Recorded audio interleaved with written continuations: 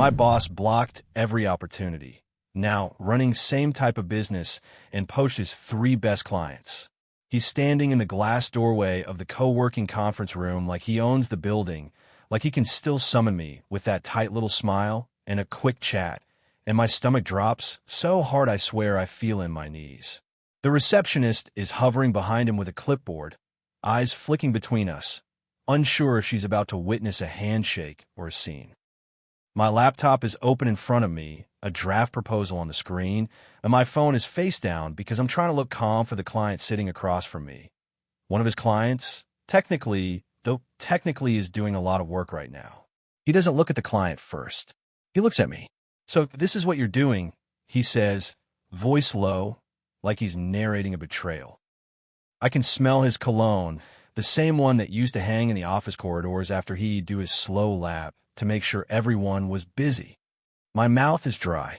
My fingers hover over my trackpad. The client across from me, Mina, leans back slightly, confused, and I can see the exact moment she realizes she's walked into something personal. The second hand on the wall clock ticks loud enough to be rude. I swallow and say, carefully, "You can't just come in here." He smiles wider. It isn't friendly. "I can," he replies, "when you're stealing my business." It was a Tuesday night about 8 months ago when I sat in my car outside my old office and finally admitted to myself that I was never going to be allowed to grow there. I'd stayed late, again, because urgent had become our permanent state of existence, and I was watching the last lights go off on the upper floors like a countdown. My hands were still shaking from the meeting I just left, where my boss, Graham, had praised me in that public, performative way he loved. If we could clone her, we'd be unstoppable. And then, 5 minutes later in private, told me I wasn't ready for the promotion he'd been dangling for a year. Not because I wasn't capable, because I was not a team player, which was his code for, "You don't let me own you completely." I'm 32. I'm not new to work politics. I've had managers who were disorganized, managers who were kind but ineffective, managers who were strict but fair. Graham was different. Graham was the type of person who made you feel grateful for basic respect. He'd crush you and then act like he was doing you a favor by acknowledging you existed. He liked control more than results, even though he used words like performance and excellence like he'd written the dictionary entry himself. When I got hired, I actually thought I'd gotten lucky. It was a mid-sized agency in a niche field, strategy and operational support for small to medium companies that didn't have internal teams but needed big company systems. I was good at it. I'm the kind of person who can walk into a messy process and start seeing patterns immediately, where the bottlenecks are, why people keep making the same mistakes, how to make it simpler without breaking it. I like building things that work. The first 6 months, I was on fire. Client liked me. The internal teams came to me when they needed problems solved quickly. Even Graham seemed pleased, in his slightly smug way, because my results made him look good. Then I asked for a growth plan. Not even a promotion. Not a raise. Just a plan. I wanted to know what the ladder looked like, what skills I should build, how I could lead projects more formally. Graham nodded slowly like he was taking me seriously and said, "Absolutely. I love ambition." Then he added, "But ambition has to be earned." He said it with a smile. I didn't realize at the time that he meant earned from him. After that conversation, opportunities started appearing in front of me like treats held just out of reach. He'd bring me into big meetings, let me present a section, then take over and reframe what I'd said as if it had come from him. He'd ask me to mentor new hires, but never credit me. He'd tell me, "You're my right hand," then keep me out of leadership discussions. He'd give me the hardest clients, the ones who were angry, the ones who wanted miracles on a budget, and when I turned them around, he'd say, "Good, that's your job," like success was the minimum he could demand. The first time I tried to move internally, he blocked it so smoothly I almost questioned my own reality. Another department had approached me, quietly, after a cross-team project. She said, "You should apply for the lead role we're opening. You'd be perfect." I did. I had the interview. It went well. Then, suddenly, the role changed scope and went to someone external with less experience. 2 weeks later, I heard in the kitchen that Graham had had concerns about my reliability. Reliability. Me, the person who'd logged more late nights than the cleaning staff. I confronted him carefully because you learn fast with someone like Graham that directness has consequences. I heard there were concerns, I said. Can we talk about them? He leaned back in his chair, steepled his fingers like a villain in a movie, and said, "People are watching you." I asked, "Watching me do what?" He smiled. "Trying to leave," he said, like it was a moral failing. "It doesn't look loyal." That was the moment something shifted. Because it wasn't just that he didn't want to promote me. He didn't want me to exist outside his control. It sounds dramatic, but it showed up in tiny, constant ways. He'd reassign my projects at the last second, so I couldn't build a portfolio of wins without his signature on them. He'd schedule my one-on-ones and then cancel them, then later say I wasn't proactive about feedback.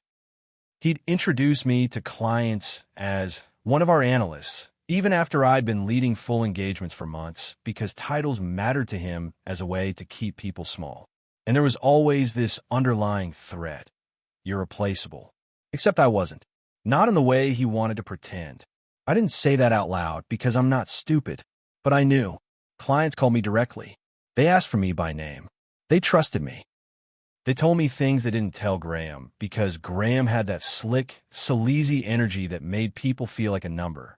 So Graham did what people like him do when they sense they don't have full control. He started undermining the relationships. He'd drop in on my client calls, unannounced, and interrupt with a joke that wasn't a joke. "Don't let her overwhelm you," he'd say, laughing, as if my competence was a flaw. He'd insist on being copied on every email. He'd rewrite my messages in a tone that made me sound either too harsh or too uncertain, depending on what narrative he wanted. One time, a client asked for a meeting with me about a sensitive internal change. Graham responded from my inbox because, yes, he had access to our shared accounts and scheduled himself instead. Then he told me later, casually, they need a senior touch. That client complained afterward. They said the meeting felt like a sales pitch. They said they missed how I explained things. Graham told me, "You're taking it personally," then added, "This is why you're not ready." I started documenting, not in a dramatic conspiracy way, in a quiet, exhausted, I need to feel sane way. Dates, meeting outcomes, what I'd been told, what changed, who said what. I didn't even know what I'd do with it. I just knew that every time he twisted the story, I needed something solid to hold on to, so I didn't start believing his version. The night in the car, after that not a team player comment, I sat there with the steering wheel under my hands and felt this strange calm settle over me. Like my body had finally stopped fighting reality. I pulled up a note on my phone and typed one line, "He will never let you grow here." Then I stared at it until my eyes blurred. Then I typed another, "Leave." I didn't quit the next day. I'm not reckless. I have rent. I have responsibilities. But I started preparing in a way I'd never allowed myself to before. I updated my resume. I reached out to old contacts. I did informational coffees. I looked at job boards. And the more I looked, the more I realized I didn't want another boss, another ladder, another place where my success could be used as leverage against me. I wanted to build something myself. I'd always had this idea, half-formed, about doing what we did at the agency, but cleaner, more transparent, less bloated. Helping businesses set up systems that actually serve the people doing the work, not just the executives. I'd helped enough clients to know what worked. I'd seen enough mess to know what not to do. And I'd spent enough time being undervalued to know exactly how valuable I was. Still, the thought of leaving felt like stepping off a cliff. Because Graham's voice was in my head, "You're not ready. You're too emotional. You need me." He'd said versions of that so many times that even when I knew it was manipulation, it still left residue. The actual breaking point came 3 weeks later in a meeting with a client I'd basically rescued. They'd been on the verge of terminating the contract because they felt ignored. I'd built them a plan, trained their team, stayed up late creating documentation, and for the first time they were functioning. The COO looked me in the eye and said, "We're grateful you're here. If you ever leave, please tell us." It wasn't a threat. It was sincerity. Graham laughed and said, "She's not going anywhere. We keep her on a short leash. He said it jokingly. The client laughed awkwardly. I felt my face go hot. Something sharp and cold moved through my chest. After the meeting, in the hallway, I said, "Don't say things like that." He didn't even slow down. "Relax," he said. "It disarms them." Then he added, without looking at me, "Also, remember who signs your paycheck." That night I went home, opened my laptop, and registered a business name. I did it the boring way. I talked to an accountant. I talked to a lawyer. I learned about non-competes and confidentiality and what I could and could not do. I didn't take files. I didn't take templates. I didn't download client data. I was almost obsessive about it because I knew Graham would love nothing more than to paint me as a thief. I built everything from scratch in my own language, my own format, my own structure. It took weeks. It was exhausting. It was also the first time in a long time I felt like I was building something that belonged to me. When I resigned, Graham acted like he'd been expecting it. He did that cool, superior smile and said, "I wondered how long you'd last." Then he tried to pivot immediately into control. "We'll need you to transition your accounts," he said. "Write documentation. Train whoever I assign." And I said, "I'll do a standard handover. 2 weeks. That's it." His smile flickered. "Don't be difficult," he said. I replied, "I'm not being difficult. I'm being clear."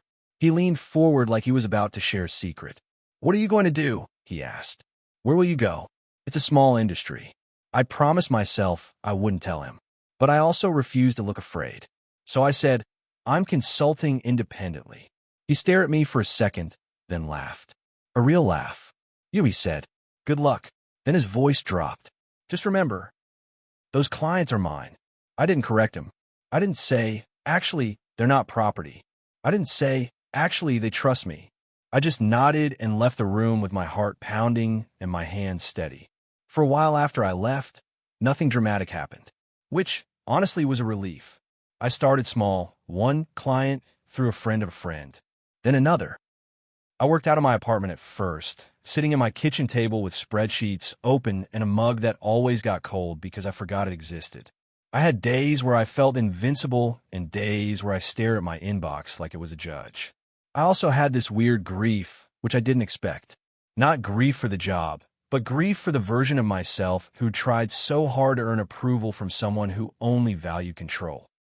I'd spent years twisting myself into professional enough, likable enough, unproblematic enough. When I was on my own, there was no one to perform for. That should have felt instantly freeing. Instead, at first, it felt like standing on a stage after the spotlight turned off, quiet, a little disorienting.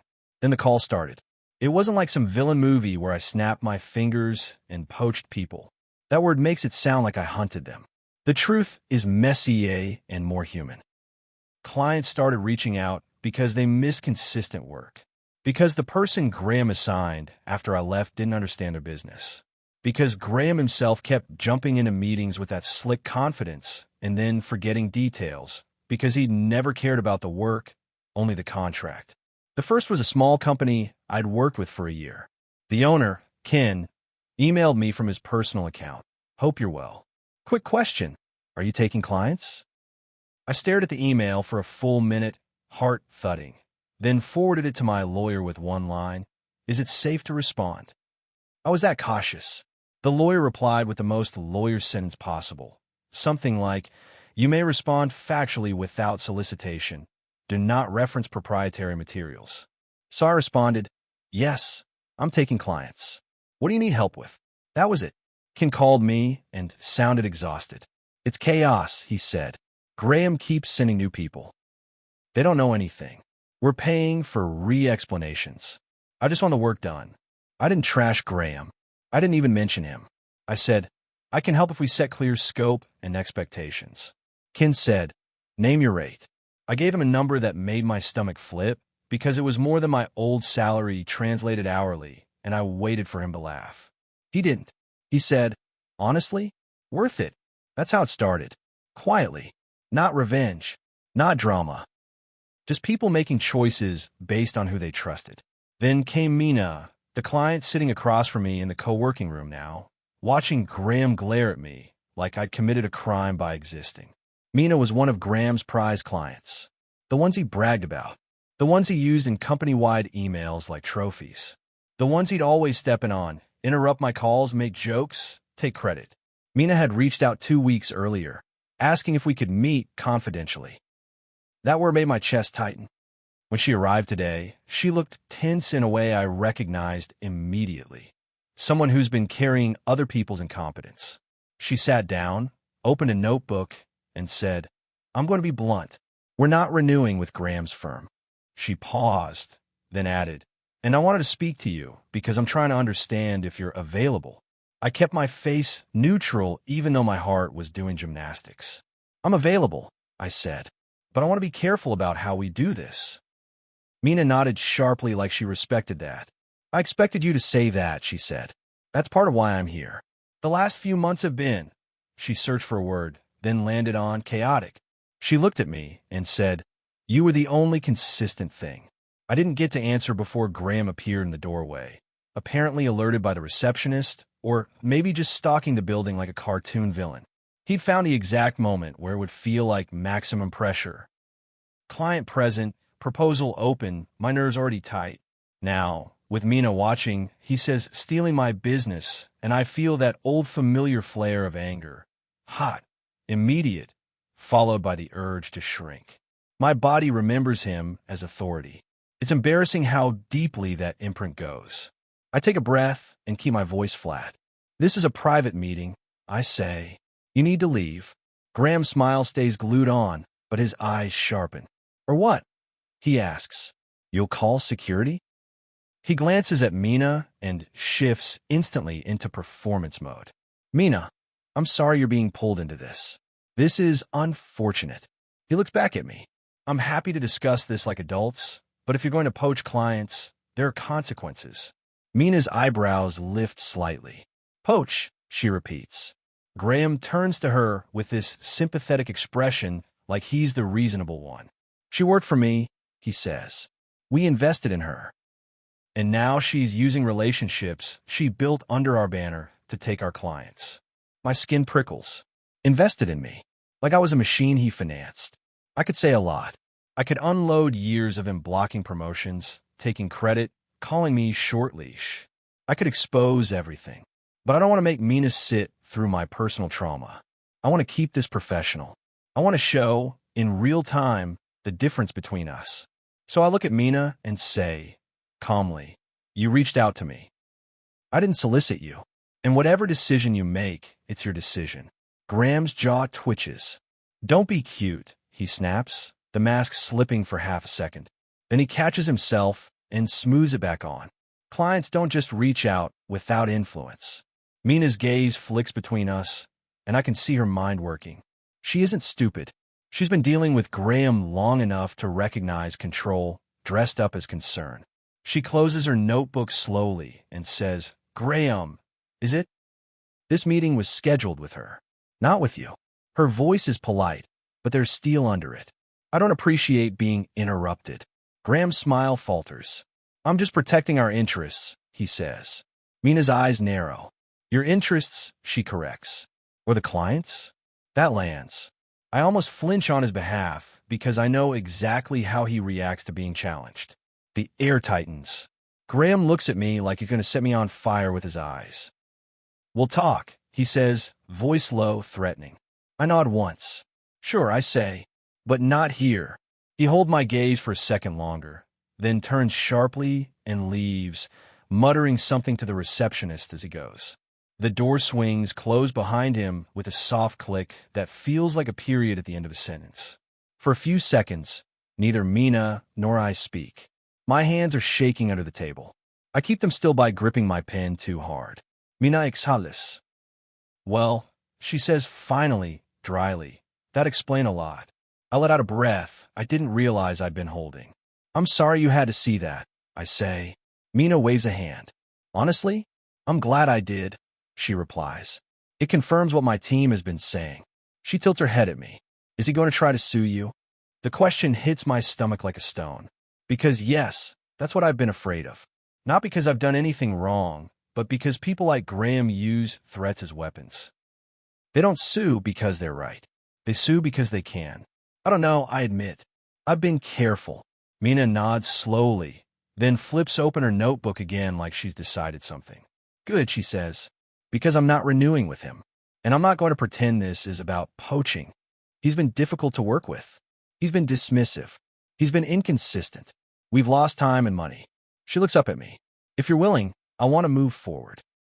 My chest tightens with a mix of relief and something darker, vindication that tastes a little like guilt. Because a part of me, the part that still wants to be good, whispers, this will hurt him. And another part of me replies, he hurt you first. For years. I say, okay, and keep my voice steady. We can talk scope. We spend the next hour going through details, deliverables, timelines, what her team needs, what success looks like. The conversation is normal, professional, the kind of word talk I'm good at. But beneath it, my nerves keep buzzing because I know the other shoe is going to drop.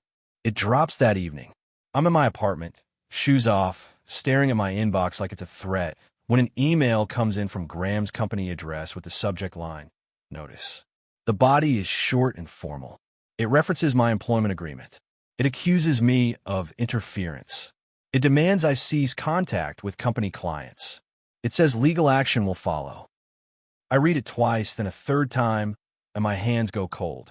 My heart starts doing that anxious gallop that makes it hard to breathe. It's absurd because I'm not a criminal. I built my business from scratch. I didn't take his files.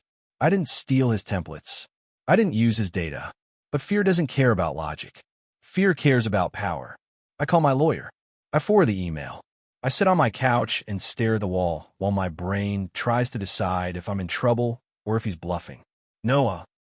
Yes, I have a Noah too in my life, because apparently the universe loves reusing names, comes home from his shift, and finds me frozen like that. He doesn't ask a million questions. He sits down beside me, takes the phone from my hand, reads the email, and his face hardens in a way that makes my stomach flip. He's trying to scare you, he says. I know. I whisper. But what if it works? Noah puts his hand on my back and says, it won't. Because you did it right. And I did. That's the thing. I didn't do this like a revenge fantasy.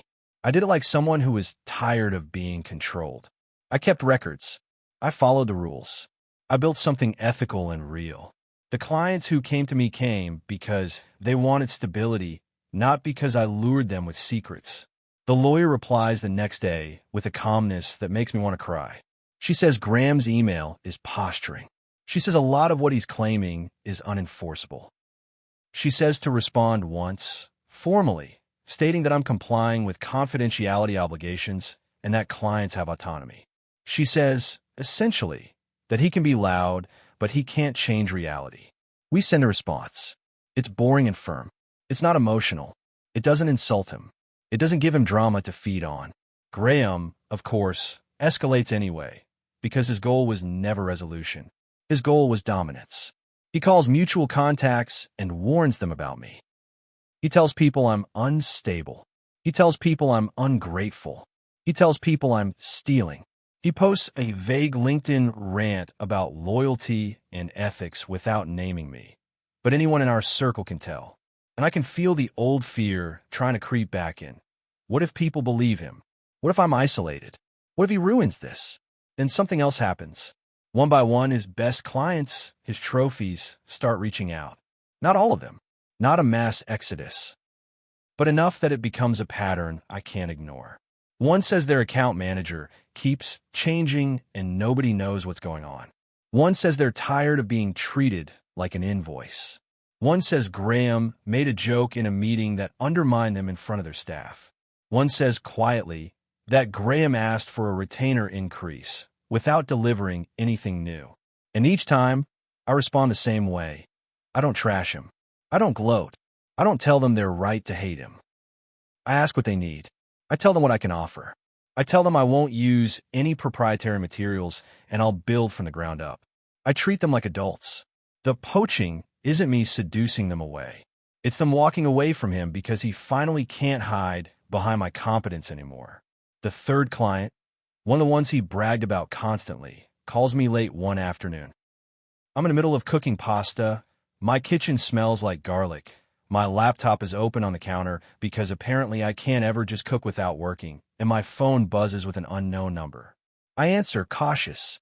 Hello. A man clears his throat. It's Rob, he says. From Axis. My stomach drops. Axis was Graham's crown jewel. The client he used to name drop at parties. The one he used to parade through the office like proof of his brilliance. The one he'd always block me from fully leading because he didn't want me to be too visible. I say, trying to sound normal. My heart is pounding. Rob sighs. This is awkward, he says. Okay. I reply, because what else can you say? He hesitates, then says, we miss you. I lean against the counter, gripping the edge. I can hear the water boiling. I can hear my own pulse. What's going on? I ask softly. Rob doesn't rant. He doesn't dramatize. He just states facts.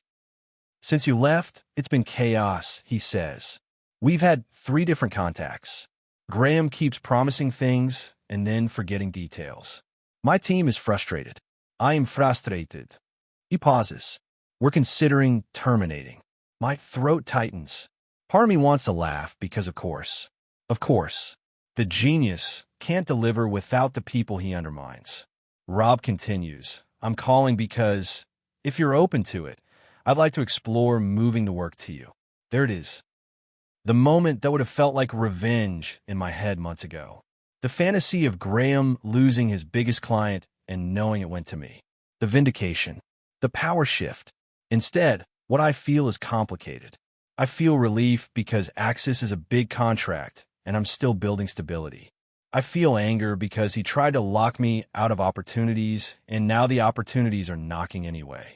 I feel sadness because part of me still can't believe it had to get this ugly. And I feel a strange, steady pride in myself for doing it right. I'm open, I say carefully. But I want to be clear. I can't and won't use anything from my old firm. If we work together, we rebuild.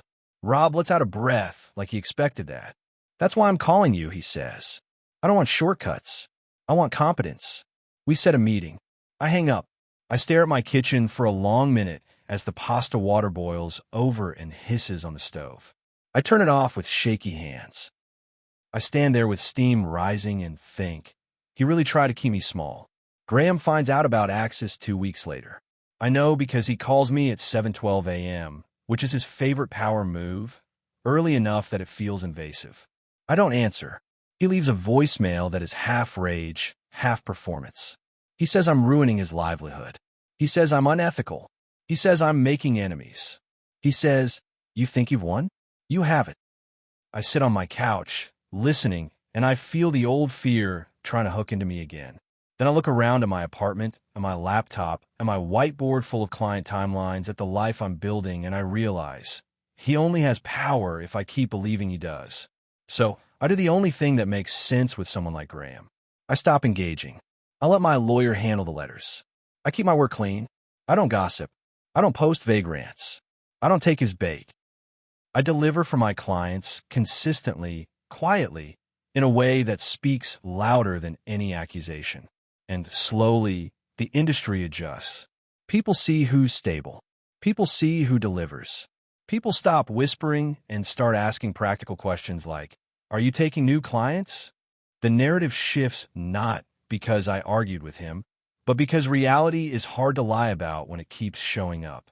The day I officially signed the 3rd of his best clients, I didn't celebrate with champagne. I didn't do a victory lap. I sat at my desk and stared at the signed contract and felt my eyes sting, not from joy exactly, but from the release of pressure I'd been carrying for so long I forgot it was there. Because the truth is, I didn't want to poach anyone. I didn't set out to destroy him. I set out to leave a job that was suffocating me. I set out to prove to myself that I wasn't trapped. I set out to stop letting one man's insecurity define my ceiling. Graham blocked every opportunity because he thought opportunities were his to grant. Like a king, like a gatekeeper. But clients aren't prisoners. They're people. And people can tell when they're being managed versus when they're being served. I still get moments where I feel that flicker of guilt. Like I should have stayed, like I should have been loyal, like I should have kept absorbing his control so he wouldn't suffer. Then I remember the short leash comment. I remember being praised publicly and cut down privately. I remember the quiet panic of watching my potential shrink inside a job that only valued me as long as I stayed small.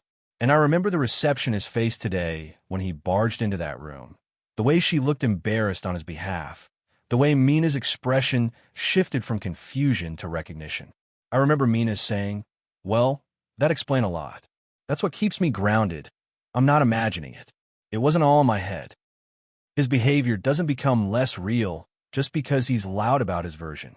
So now, when people ask, because they do in that careful industry way, "Did you really poach Graham's clients?" I tell the truth, plain and boring. They chose to work with me. And when I'm alone, when the adrenaline fades, I admit the other truth too. It feels good to finally be in a life where my competence isn't something someone else can hold hostage. Not because I won, because I left, because I built, because I stopped asking for permission to grow.